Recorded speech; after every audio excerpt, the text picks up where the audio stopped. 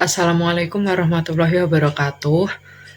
Perkenalkan kami dari kelompok 3 kelas pemasaran jasa yang beranggotakan yang pertama saya sendiri Listibatul Hairiyah, yang kedua ada Noriska Amalia, yang ketiga ada Muhammad Dedi Adib, dan yang keempat ada Dimas Arya Saputra. Yang pertama, pengertian bauran pemasaran jasa. Ini para pemasar menggunakan sejumlah alat untuk mendapatkan tanggapan yang diinginkan dari pasar sasaran mereka. Nah, alat itu membentuk suatu bauran pemasaran atau biasa disebut dengan marketing mix. Nah, menurut Philip Klotter 2005, bauran pemasaran adalah seperangkat alat pemasaran yang digunakan perusahaan untuk terus-menerus mencapai tujuan pemasarannya di pasar sasaran.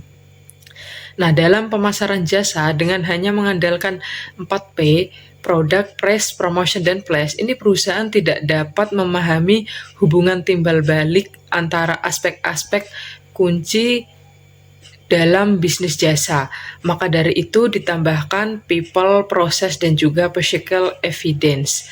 Ini ditambahkan dalam bauran pemasaran jasa dikarenakan sifat dan karakteristik unik yang dimiliki oleh jasa itu sendiri. Baik, selanjutnya ada konsep pemasaran jasa. Konsep pemasaran jasa, konsep bauran pemasaran tradisional atau traditional marketing mix terdiri dari 4P, yaitu produk, price, promotion, place atau lokasi. Sementara itu, untuk pemasaran jasa perlu bauran pemasaran yang diperluas atau expanded marketing for service dengan penambahan unsur non-traditional marketing mix, yaitu people atau orang, proses dan physical evidence atau bukti fisik, sehingga menjadi 7 P. Penambahan unsur bauran pemasaran jasa dilakukan karena jasa memiliki karakteristik yang berbeda dengan produk, yaitu tidak berwujud atau intangibility, tidak dapat dipisahkan atau inspirability, berubah-ubah atau variability, mudah menyerap atau perishability. Selanjutnya ada unsur-unsur bauran pemasaran jasa. Yang pertama ada produk. Produk adalah segala sesuatu yang dapat ditawarkan, meliputi barang fisik, jasa, orang, tempat, organisasi, dan gagasan. Untuk merencanakan penawaran atau produk pemasaran perlu memahami tingkat produk, yaitu sebagai berikut. Yang pertama ada produk utama atau inti atau core benefit. Yang kedua, produk generik atau generic produk. Yang ketiga, produk harapan atau expected produk. Yang keempat, produk pelengkap atau augmented produk. Dan yang kelima ada produk potensial atau potensial produk. Selanjutnya yaitu unsur pembauran pemasaran jasa. Yang kedua ada price atau harga. Harga adalah jumlah yang harus dibayar oleh pelanggan untuk memperoleh produk atau jasa. Seperti halnya unsur-unsur bauran pemasaran yang lain. Di antaranya produk dan promosi. Harga pun memiliki komponen bauran harga yang terdiri dari daftar harga atau price list, potongan harga atau diskon, penghargaan atau keringanan atau allowance, jangka waktu pembayaran atau payment period. Yang terakhir ada syarat-syarat kredit atau credit term. Selanjutnya yang ketiga ada promotion atau promosi.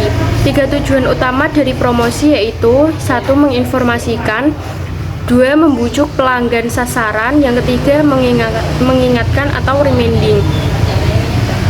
Lalu di promosi ada promotion mix, yaitu beberapa tugas khusus untuk itu sering disebut bauran promosi atau promotion mix, yaitu mencakup periklanan atau advertising, ada promosi penjualan sales, ada hubungan masyarakat atau public relation, ada publisitas yaitu suatu komunikasi promosional tentang perusahaan atau produk yang dihasilkan perusahaan.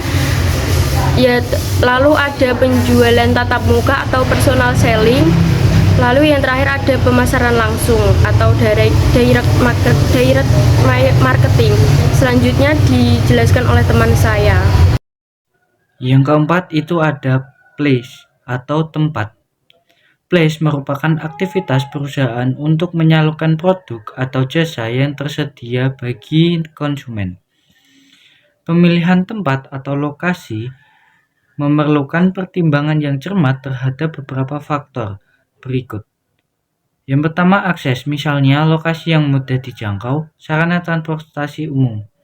Visibilitas, misalnya lokasi yang dapat dilihat dengan jelas dari tepi jalan. Lalu lintas atau traffic, di mana ada dua hal yang perlu dipertimbangkan, yaitu satu, banyak orang yang lalu lalang dapat memberikan peluang besar terjadinya impulse buying. Yang kedua, kepadatan dan kemacetan lalu lintas dapat pula menjadi penghambatan tempat parkir yang luas dan aman. Ekspansi, tersedia tempat yang cukup untuk perluasan usaha di kemudian hari. Lingkungan, yaitu daerah sekitar yang melindungi jasa yang ditawarkan. Persaingan, yaitu lokasi pesaing, peraturan pemerintah. Berikutnya itu adalah people atau orang. People adalah semua pelaku yang memainkan sebagai penyajian jasa dan karenanya mempengaruhi persepsi pembeli. Service people, karyawan yang berinteraksi langsung dengan pelanggan seperti kasir dan pelayan. Mereka harus ramah, profesional, dan mampu menangani keluhan pelanggan dengan baik. Customer atau pelanggan, pihak yang menerima layanan dan menilai kualitasnya. Kepuasan pelanggan, meningkatkan loyalitas dan promosi melalui rekomendasi. Proses, sistem dan prosedur dalam penyampaian layanan termasuk pesanan, pembayaran, dan pengiriman. Proses yang efisien meningkatkan kepuasan pelanggan. Yang terakhir, physical evidence atau bukti fisik, elemen nyata yang mendukung layanan seperti desain toko, kemasan produk, seragam karyawan, serta tampilan media sosial dan website produk tersebut. Terima kasih. Itu tadi pemaparan dari kelompok 3, kurang lebihnya kami mohon maaf. Wassalamualaikum warahmatullahi wabarakatuh.